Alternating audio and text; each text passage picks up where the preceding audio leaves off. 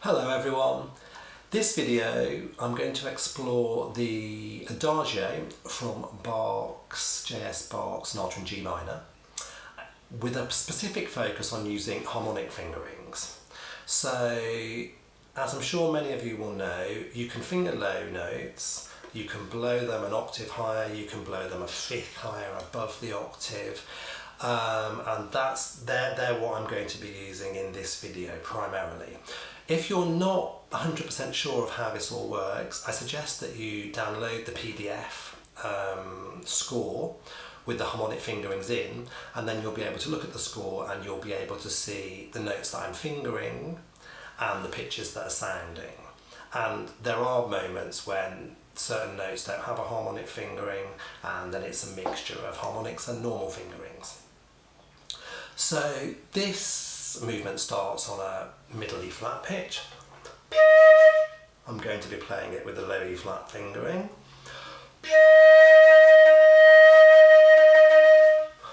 And the purpose of using harmonics is that they contain more of the lower partials.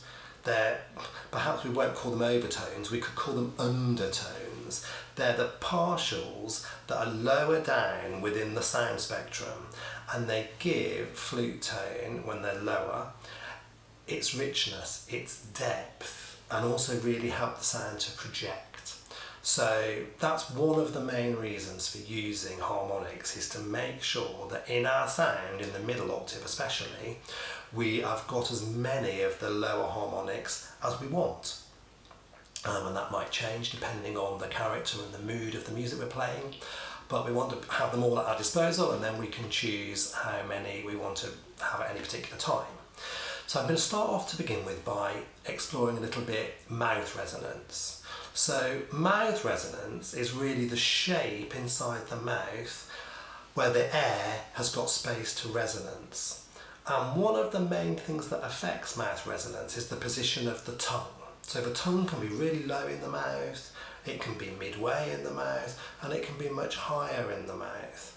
And for the purposes of this, I'm not going to actually articulate anything. So all of my notes and all of my phrases, except repeated notes, are going to start with just the air, started by the abdominal muscles. So the air really starts with the abdominal muscles, and when we do use the tongue to articulate, the only real purpose of the tongue is to really give the beginning of a note as much clarity and a really clean start as possible. But in this piece, it's not really necessary. So no tongue for articulation, but that does mean that I can really think about the position of my tongue for resonance inside the mouth. So different players might have different needs. You might be a player who has quite a focused sound and would like to be able to open your sound a little bit more and make it a bit broader, a bit warmer, a bit more open.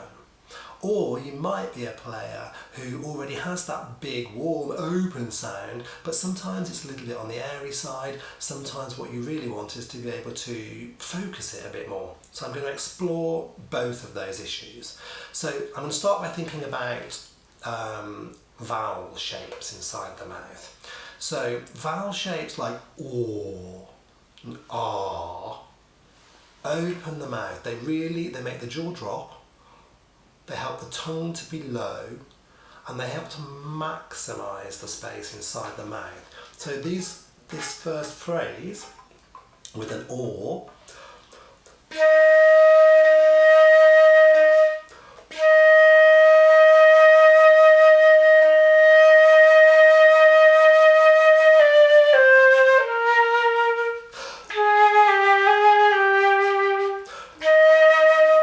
R's very similar.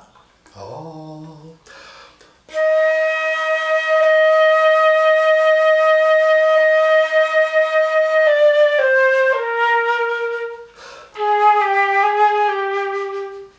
So they're good vowel shapes for starting to open the sound.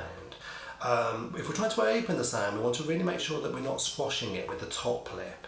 So the top lip sometimes can just bite down on the airstream a little bit too much and stop that open quality. So I also like to think about flaring my nostrils and really opening the nasal passages. as a way of just slightly lifting the top lip. So I'm using the or the R to drop the bottom lip and the jaw. I'm using flared nostrils to raise the top lip, and generally I'm really thinking of the resonating space as being deep.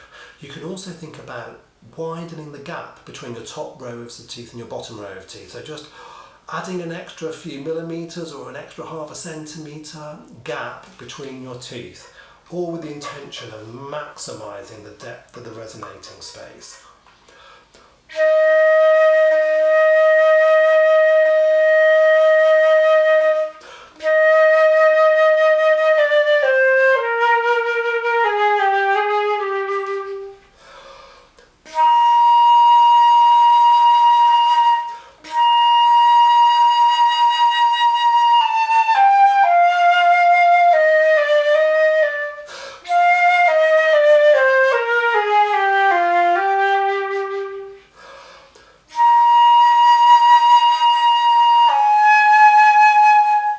If you feel that as you're playing, you're still wanting to drop the jaw, relax the jaw and create more space, an idea that was given to me by Th Roeder, who's a flute professor at the Royal Conservatoire of The Hague, was to imagine that you've got sideburns that are elongating as you're playing. So as they elongate, your jaw drops down. It can also perhaps come a bit more forward if that's helpful. It's just a mental image to help this idea of elongating here.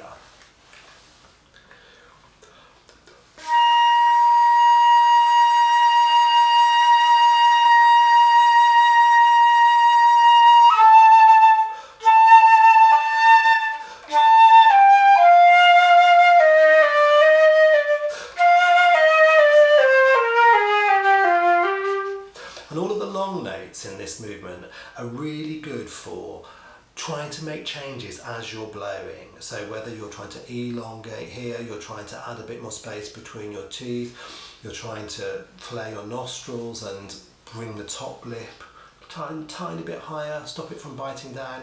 All of these things, you can really hold on to these long notes and use them almost like long note exercises, the sort of moist sonority type thing, before continuing with the movement through the rest of the phrase. Don't worry too much about where you're breathing. You're really focusing on developing an awareness of what's happening in this area. So you want to really be able to feel what's happening physically and get that sort of kinesthetic feedback. And also you're really listening and really noticing what changes are happening that you can hear, the sort of auditory or oral changes that are related to the changes you're making physically. If you're trying to focus the sound, then rather than an or R vowel shape, you might be better off with an E. E brings the tongue much higher in the mouth. In fact, when I say it, E, I can feel the sides of my tongue touching my top teeth, E. So my tongue really isn't low down, it's much higher. This cuts the resonating space inside the mouth, but has the effect of directing the air much more quickly towards the lips and then towards the cutting edge of the embouchure hole on your lip plate. So it's a more direct air, which should give, hopefully, or will start to give with practice, a more sort of focused sound.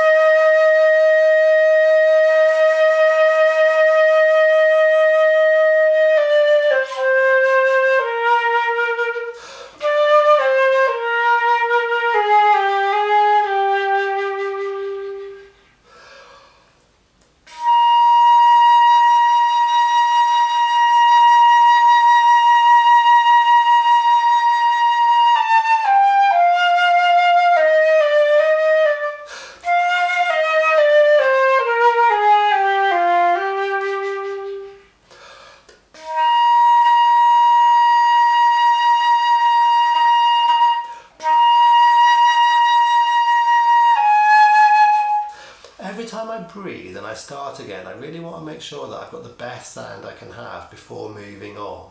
Especially important at the beginning of a piece to just take a little bit of time, find the sound that's really working, the best sound you can possibly manage, and then try and maintain that sound as you go through. So that is basically the vowel shapes that you can try. One with the tongue high in the mouth, or with the tongue low in the mouth. Next, I would also just encourage you to think a little bit about the shape of the aperture in the middle of the lips. So the blowing hole between the lips, is it rounder or is it more oval? So a more oval shape will hopefully starts to give you a more focused, clearer sound, and a more round shape helps to give a sort of warmer, more open, or sometimes a more hollow sound. So experimenting, if I'm thinking about a round shape, I like to think about the eye and the way the iris works with the pupil. So the iris opens and closes all the way around the pupil to either let in more light or block out more light. And we can use that same sort of mental image, think about the centre of our embouchure, opening to let out more air, or closing to stop the air coming out quite so much. When it closes, if we blow the same amount and the same speed of air, it makes our air come out faster, so it actually adjusts, it has the effect of adjusting the speed of air. So if you imagine, for example, a garden hose. This was another one of T. Schroeder's analogies. So you imagine a garden hose with nothing on the end, so it's just an open hose. You turn your tap halfway on and the water sort of comes out, but it's not very forceful. It comes out a little bit and then it sort of drops to the floor, drops into your plant pots if you're watering.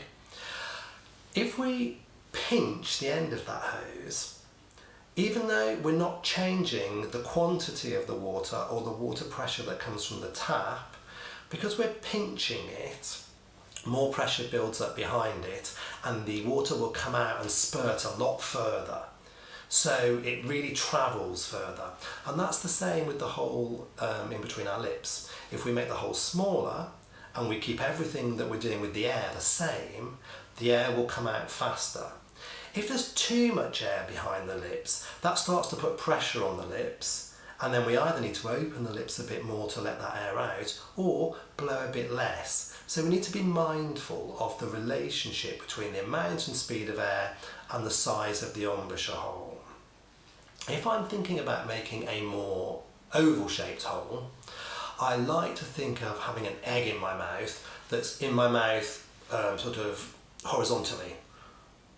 If I'm trying to make more depth to my mouth, I like to sort of rotate that egg so that it's vertical, giving me more depth. So again, when I'm playing, if I want to sort of tap into that image, think about the egg moving in order to help me to sort of move the resonating shape on my lips from one shape to another as I want to change colour as my phrase develops, or maybe at the end of a phrase.